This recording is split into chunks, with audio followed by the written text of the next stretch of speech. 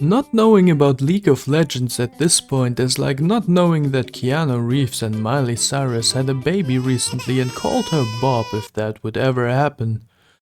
Especially after League decided to, you know what, let's make a series out of our shit-ass game where people spend shit ton of money on overpriced skins while questioning their life choices when they are in-game, but realize they will never get off the hook again because they got addicted to the sensation of tasting blood once within a round where they are cosplaying as the gangbang ho all night. But let's actually make the series good. But after having received my 7th death threat this week, I've decided that maybe this is a good time to stop my endless addiction and play the second most shitty game in this category instead. And that's what I did. After I opened Dota 2 for the first time in my miserable life, I realized that no matter what I will never really escape this addiction, hence I will never find a girlfriend, start a family and do all the other things that make a man happy, because the reality is that I sit in front of my PC all day and bother climbing in a game where the system is outright designed to keep players where they are, and as soon as they play slightly above their rank, they start putting challenges up your ass, so you don't get any funny thoughts. So, my first urge from the instincts of a LoL player was of course to go see the baby hero pool in comparison, to mentally prepare for the hero selection when it was finally time to press my butt cheeks together and go into a round like the average Arcane fan in a League game. Right away I noticed that the champions in Dota were not only much uglier than my utopian eyes were used to after spending more than 600 hours guarding Kindred's back in the jungle, but also more unique in their ideas of basic animal autonomy and names. As I got the opportunity to finally move a character around, I was instantly confused why the log-in camera button was missing. I soon found out, however, that Dota pretty much forces you to play on Faker mode as there is no easy difficulty. I was desperately trying to draw my first blood on the donkey right next to my demon character, but whatever it was, I could not transfer the information from LoL that green health bars usually mean ally, so I had to let my frustration out on the nearby villagers. Apparently my lack of knowledge was so embarrassing that even my own champion had to laugh at me. Having found my first decent character to start my first real match, I've decided to start with what kinda looked like easy mode if Dark Souls ever had one, only to be greeted with a short response "fuck you Kizumi" and be given a wet fart as a selection pool. While trying to read through some of the abilities of the given heroes in that 1 minute, I was quickly confronted with the reality that it took me 10 minutes to read through all the perks at the heroes section, which ultimately led me to the outcome of choosing Lux. In my first few seconds in the real game, I desperately tried to force the trader into giving me his wares for free, so I ended up buying some random shit and hoped for the best. As a good beginner does, I shot some random cues into random locations and tickled a stone with some eyes judging me for my behavior. I was also hecka confused as why the fuck there was a random merchant in the middle of nowhere. After spending my time doing nothing for the first minute of the game, I decided to go bot lane where a good Lux ADC belongs. Just like in LoL, however, I still couldn't bring my skill level to the peak that allowed me to last hit those minions. After 2 minutes, Rift Alexa informed me kindly on how the enemy is shitting on our middle tower. Your middle tower is under attack.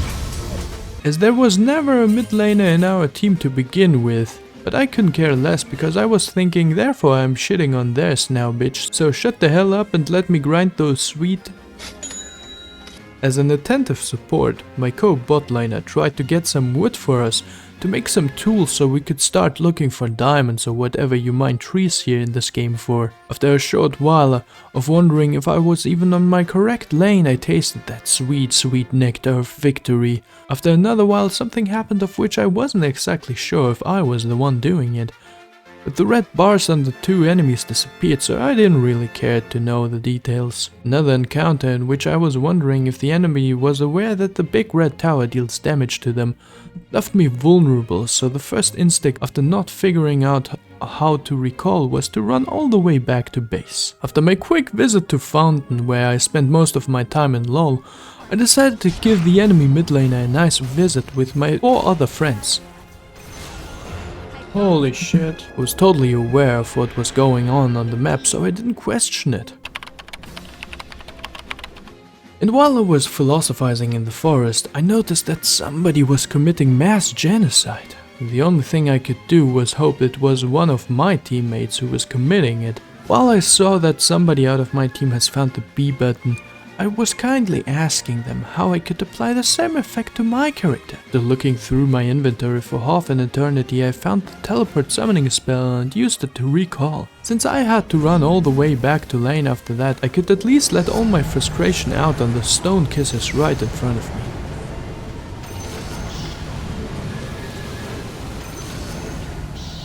At this point I was wondering what the fuck the giant thing on my hat was. But I wasn't questioning the game. After all, I still didn't exactly knew what my Q does. The frequency of me seeing any opponent got shorter and shorter because every time they respawned I saw this here.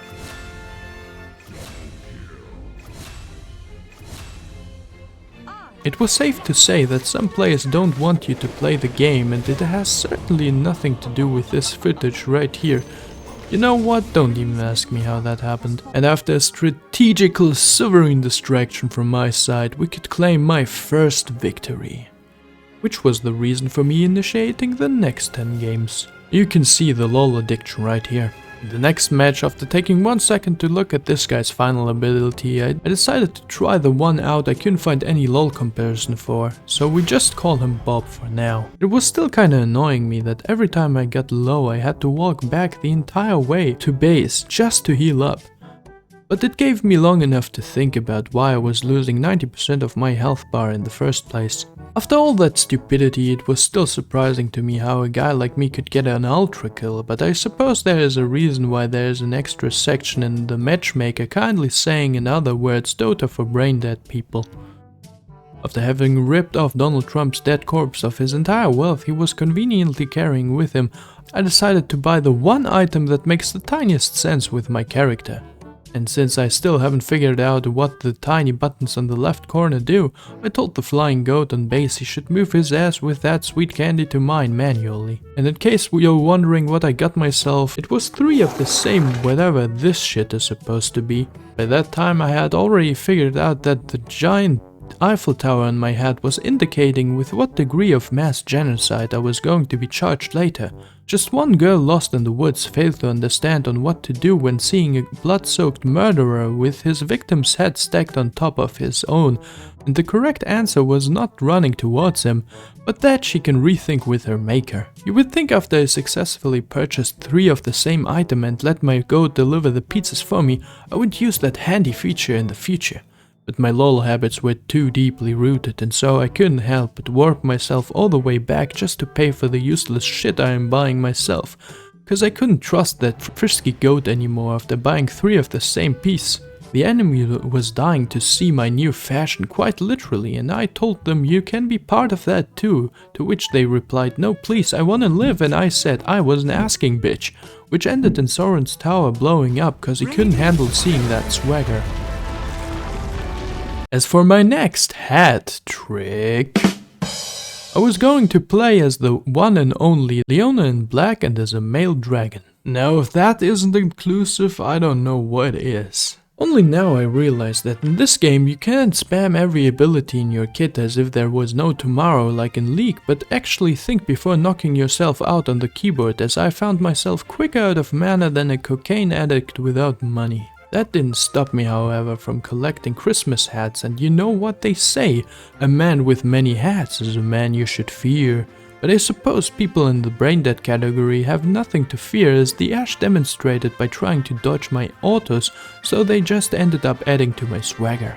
Talking about braindead people, I for one wasn't exactly excluded from that, as I found myself quicker outnumbered than the white girl in front of the 5 black guys, which I luckily survived thanks to my pro gamer faker-like reactions and dodging skills. I wasn't sure if it was me or the fact that these people didn't like stacking Christmas hats on top of each other, but I sure received a lot of time talking about it with the shopkeeper. After the shopkeeper told me my hats look garbage, I instantly intimidated him by popping my ult before TPing away again and giving Soren's eye cancer due to my looks.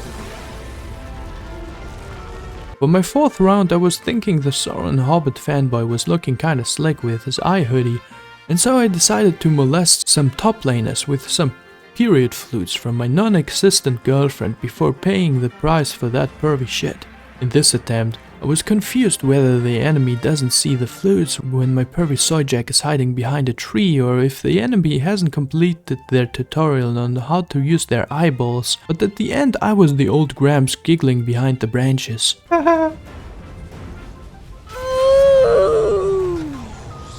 I was very surprised on how many times one could fall for the same old trick, but I consistently forgot that I was playing in the brain dead category here. So when these enemies see their health slowly withering away, it probably meant for them that they could make an epic exit like Master Oogway from Kung Fu Panda did. Right.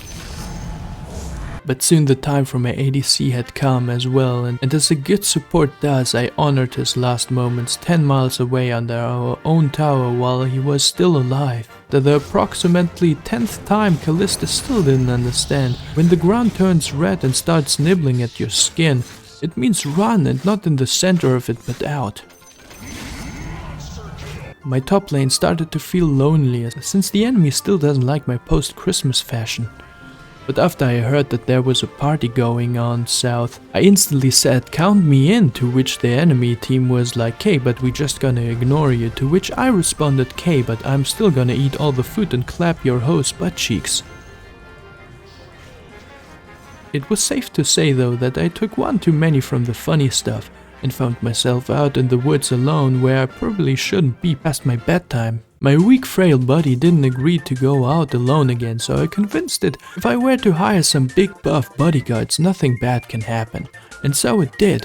But not thanks to the bodyguards, since I had to fight my inner demons myself, as they were busy touching an erotic looking statue in the middle of a road, until they realized that the guy who paid them to be protected is kinda dying, so they bitch slapped the limping predator so they could say they were worth the investment, to which I responded, "Okay, then go suicide into Sauron's domain," to which they replied, "Fuck no, your lunch money isn't worth that shit," and left. I would have said that I made it alone at the end, but that was a big fat lie, cause all the other men fighting in the war have died long before a brave hero's death, as I told them I'd be playing Frodo just to not die and crawl out of my safety hole once the battle is over, just so I could poke Sauron's eye with my hobbit stick until he explodes. After my last match I was seriously beginning to doubt that I was playing against real players, as I got MVPs every single fucking time. Not even Wood Elo in League has players that stupid in their game. Oh no. So I was trying the real big boy draft out for the first time and think you can all imagine already how it went.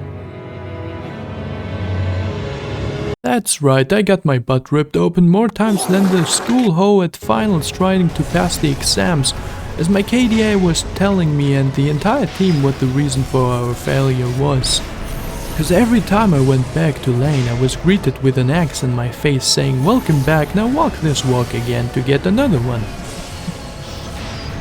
What the fuck? To my surprise, however, after this god piss awful round, my main account was free of any death threats to murder my entire family, including everyone I love. I was thinking that since last time went so well, I would play as the Sauron Hobbit again and hope that I might stand a chance. But for that to happen in normal matchmaking against humans, all the planets in our solar system would need to align just right, because I quickly learned that no human, not even the brainless orcs from Mordor, could play as bad as I did. Oh my god. Another one of my great ideas was split pushing bot lane as the mage who has 5-minute cooldowns on his basic abilities, so that my team would handle the dirty work while I tickled the enemy grass particles with my hobbit pole. But hey, at the end of the day I was in the team dancing with their dicks in their hands at the victory screen. Even though I was busy restoring the normal color grading to my screen most of the time.